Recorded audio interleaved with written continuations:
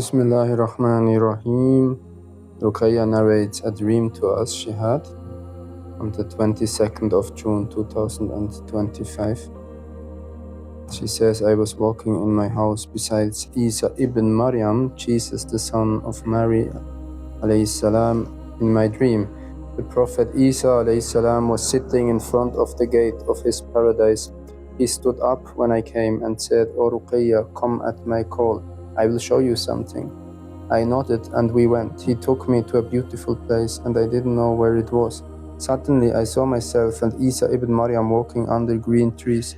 I had seen this place before. It felt familiar, and we went to a place with tall, large green trees and a beautiful lake. We walked on a narrow path like in a forest garden, and I saw my father sitting by the lake. My father looked young and wore white clothes like the ones I had seen before. We embraced him. Isa respectfully embraced him, and I hugged my father full of longing. I cried when I saw him, and he smiled at me. Isa said, This is your father's place. Allah has honored him because he always reminded you about Ahmed, and you are the light of Ahmed. And I saw my father smile and stretch out his arms again. He only smiled and didn't speak. Isa said, Your father always reminded you of Ahmed. Every conversation he had with you was about Ahmed.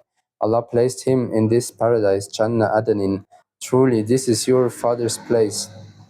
And my father smiled at me, and we walked, the three of us, by rivers with white water. There were terraced streams, and I felt like I remembered this place.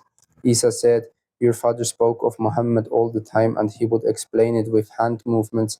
He reminded you about Ahmed again and again, until you once said, Why always Prophet Muhammad?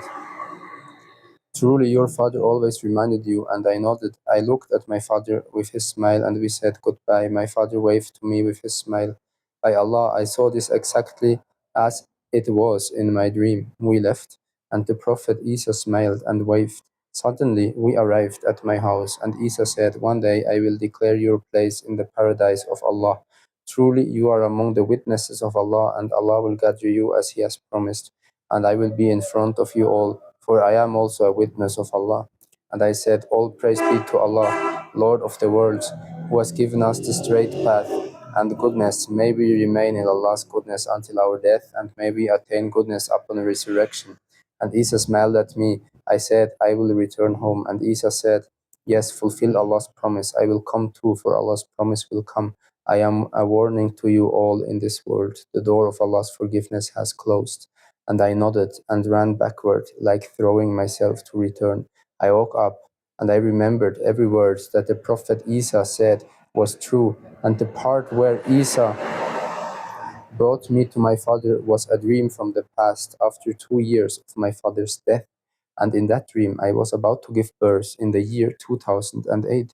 But before that, I had a dream where I was riding my motorcycle towards a place. I entered a green forest with tall trees and very large trunks, all in a deep, lush green color. I saw my father sitting as if waiting for me. Beside him was a lake and a narrow path leading deeper into the green forest. I saw my father waiting with deep longing, and I was happy to see him. In the dream, I steered my motorcycle towards him, but suddenly my father stood up with a smile, waved his hand, and entered the green forest. I did not follow him, but continued straight down the road ahead, content to have met him and seen him. And by Allah, in whose hand is my soul, every conversation of my father was about the Prophet Muhammad. He always exemplified the Prophet Muhammad. At first, I didn't understand and only listened. Sometimes, forgive me, I would get bored of hearing it because I was still a child and didn't understand anything. But even until his death, in every conversation, the Prophet Muhammad would be mentioned. May peace be upon my father. And when he died, the Prophet Muhammad came in my second dream. The first dream was before my father passed away. The Prophet Muhammad often came to me in dreams, but I didn't understand them. Until one dream where he kissed my hand, and I missed him after that. I kept that part of the dream to myself. I didn't understand why the Prophet Muhammad kissed my hand. In another vision that Allah showed me, I didn't want it to be said that I was the Prophet Muhammad's child. And he cried until I said, I am your ummah. The Prophet Muhammad walked away crying. I said, I am your granddaughter, so that he wouldn't cry anymore. Then he smiled and said, "My child." And I said, "I am your granddaughter," because it couldn't be that I was his daughter. But I said, "Your granddaughter," so that he wouldn't cry. He embraced me and said, "Smile, because I cry when I see you cry." And that night Allah showed me a dream where the Prophet Muhammad came to my house with my father, and my father smiled at me. Truly, I felt I was going to die. My father and the Prophet Muhammad came, and I felt like my father came to fetch me. And that was before Allah made me His witness. After Allah said, "You are Ruqayyah bint Muhammad," Allah made me His witness. I rejected being called Ruqayyah because I was afraid. I simply accepted it, and one day Allah became angry because I said I was not Ruqayyah. And Allah declared all His majesty, and my neck veins stiffened and tensed. I was afraid of having a stroke in my thoughts because I didn't know anything. Allah alone knows. I repented, and everything became okay. I was afraid after that. The Prophet Muhammad often appeared in my dreams and said, "Follow Allah's commands, my child. Truly, I know nothing except to obey and to deliver the message, because Allah had spoken to my heart and soul since my childhood, and lights came upon me and enveloped me in my dreams and in my waking eyes. Truly, only Allah knows. I know nothing except sharing with my friend Nida until Allah made me a witness and opened the dreams, and everything was already known to Nida, whom Allah referred to as my witness. Allah gave her the name Khadija.